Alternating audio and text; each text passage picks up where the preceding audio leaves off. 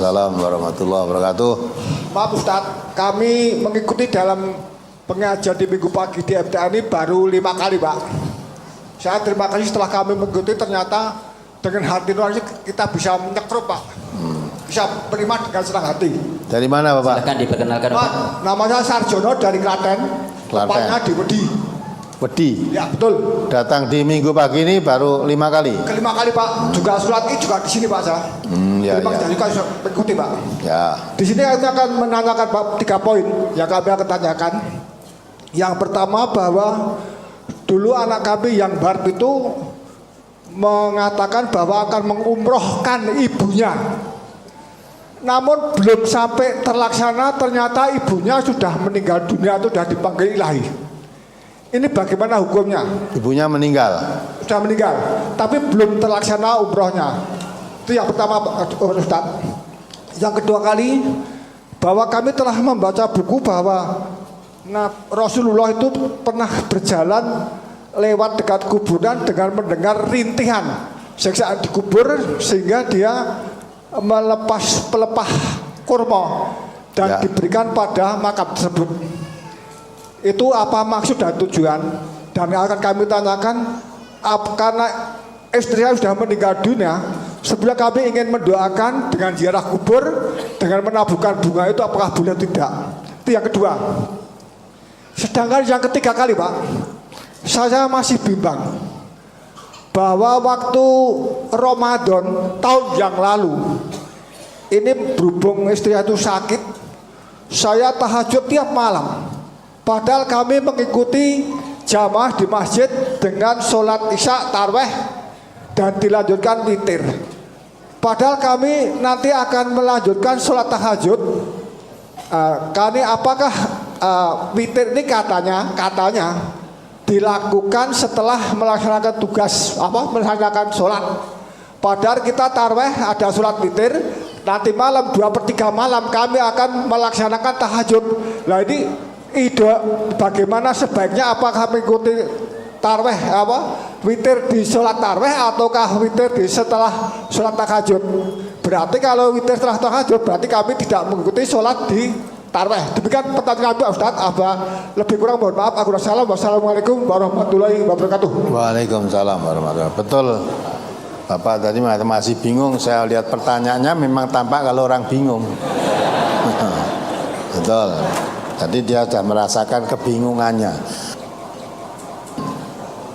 Ya, pertanyaan dulu anaknya mungkin mampu ya akan mengumrohkan ibunya, maksudnya ibunya akan dibiayai untuk diajak berangkat umroh. Lah belum sampai diajak berangkat umroh ibunya meninggal, ya sudah tuh.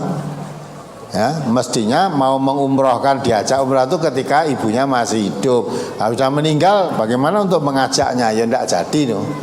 Tidak jadi. Tidak jadi ajak umroh waktu sudah meninggal. Ya, jadi ya tidak apa-apa, sudah jadi. Niatnya sudah baik. Karena ada dana mau mengajak umroh ibunya untuk umroh. Belum sampai berangkat umroh ibunya meninggal. Ya sudah, tidak jadi umroh. Kalau dulu rencana mau ngajak ibunya lah, mungkin sekarang mau umroh ngajak bapaknya atau kepengen umroh sendiri ya silahkan, tidak apa-apa.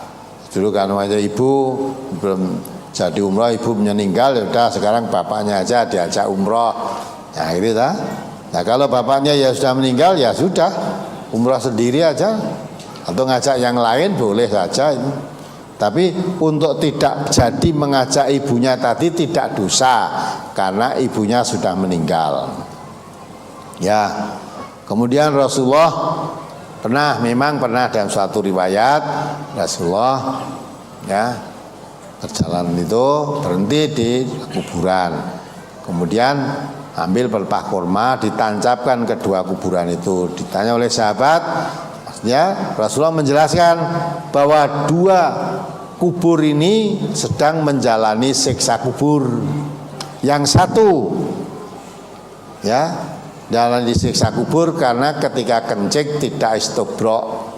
Ya, kalau kencing tidak bersih lah, tidak istibrok, tidak sampai tuntas, tidak istinja, tidak resik lah singkatnya gitu. Yang kedua ini suka mengadu domba, suka rasan-rasan, menggunjing lah, suka menggunjing. Jadi orang yang suka menggunjing itu nanti akan mendapat siksa kubur. Orang yang kencing tidak tuntas, tidak istibra, tidak bersih, itu nanti juga akan mendapat siksa kubur. Ya, maka Rasulullah mengambil pelah kurma tadi ditancapkan di dua kuburan itu dengan harapan mudah-mudahan Allah meringankan siksa kubur ini sehingga pelepah kurma ini kering. Nah, itu maksud Rasulullah begitu. Gitu. Itu tujuannya begitu. Kita tidak boleh terus ikut-ikut lewat kuburan nyempal papa semboja apa-apa tuncepke ning kono. Ya ben apa? Nah nek dituncepke ning kono ben tukul boleh saja. Nah, tukul dah. Tapi kalau punya maksud tadi, punya maksud-maksud yang lain enggak boleh itu. Ya. Kemudian apa tadi? Ya, terus ziarah kubur. Ziarah kubur menaburkan bunga di kuburan boleh apa tidak? Ya, boleh apa tidak? Nah, maksudnya apa dulu? Ya, orang mati kita ziarah kubur membawa bunga sak lodong kuwi terus disiramkan ning kuburan, maksudnya apa? Nah, kalau punya keyakinan lain seolah-olah disirami air bunga sak lodong tadi nanti bisa mengurangi siksa kuburnya, tidak ada tuntunannya begitu, tidak ada tuntunannya. Jadi ziarah kubur itu nggak ada aturan-aturan semacam itu. Cara Islam kalau kamu ziarah kubur mendoakan saja kepada orang yang ada di kubur itu, didoakan supaya diampuni dosa-dosanya. Kalau dia orang Islam, kalau dia orang Islam ya tidak usah didoakan. Maka masuk ke daerah makbaroh, daerah kuburan itu ada aturan doa. Ya begitu masuk, ya assalamualaikum ya ahlad diyar minal mu'minin wal muslimin inna insyaallah bikum lahikun gitu ya. Selamatan buat kamu orang ahli kubur, baik yang laki atau perempuan, yang mukmin maupun yang muslim.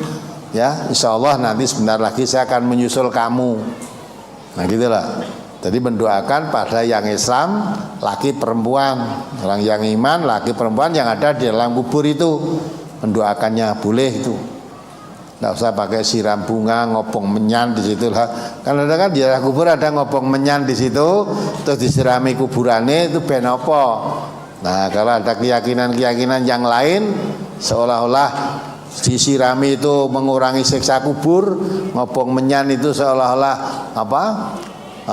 Ruhnya itu ada pengaruhnya kepada ruh yang mati, lah itu kemusyrikan. Bakar-bakar kemenyan itu bukan model cara Islam. Ya, nggak ada aturan itu. Ya, kemudian apa lagi? Tahajud setelah salat. Ya, itu bingung tadi yang bingung. Sore udah tahajud, udah tarweh dan witir, bengi tahajud lagi, lah itu orang bingung kan? Nah, lebih baik kalau memang Bapak mau sholat malam, ya witirnya nanti setelah malam aja. Kenapa tidak tarweh? Tarweh boleh di malam hari itu. Sebetulnya tarweh dan tahajud itu nggak ada bedanya. Ya, hanya kalau sholat tarweh itu biasa disebut dilakukan di bulan Ramadan. Sebetulnya tarweh itu sendiri juga tahajud, sholat malam. Kita hanya di bulan Ramadan itu boleh dilakukan sore barisa itu boleh lakukan. Ya, kalau di sholat malam di luar bulan Ramadan tidak boleh dilakukan sesudah sholat isya. Nanti dilakukan setelah larut malam jam 1 ke atas itu kalau sholat tahajud, sholat malam. Nah itu kalau bulan Ramadan mau lakukan seperti itu ya boleh malam. Nah tarwih itu pelaksanaannya, namanya tarwih itu rileks santai, tidak tergesa-gesa. Nanti malam bar sholat ya istirahat ya panjang, diselani minum teh dulu ya boleh, selani makan dulu boleh enggak? Boleh ya. Kalau bar poso, poso kok Ya, kok bar sholat tuh kerasa ngelak, minum boleh, ya. Atau kok pengen makan dulu boleh, nanti sambung lagi. Jadi tarawih itu artinya rileks, santai, sholatnya tidak tergesa-gesa. Jadi namanya disebut sholat tarawih karena Nabi pelaksanaan sholat yang dilakukan Nabi itu santai sekali, banyak istirahat. Maka 2 rakaat salam, setelah itu istirahat panjang Nabi. Nah itu begitu dilakukan di waktu bulan Ramadan, maka sholatnya disebut tarawih. Tarawih itu artinya rileks, santai, tidak tergesa-gesa, gitu loh. Nah, terus itu boleh dilakukan kalau di bulan Ramadan, boleh habis isya langsungkan sholat itu, terus nanti witir sekali boleh. Tapi mau dilakukan di malam hari, nanti malam juga boleh. Tidak usah nanti ikut sholat tarawih bersama-sama di masjid. Nanti sholat malam aja saya akan lakukan sholat tarawih di waktu malam nanti, itu juga boleh, gitu loh. Tidak salah. Ya itu kan. Nah, maka tadi bingung wis sore tarawih, wis witir barang kok bengi tahajud, terus witir apa tambah witir sisan. Nah, witir dalam satu malam 2 kali witir itu ada larangannya, tidak boleh itu.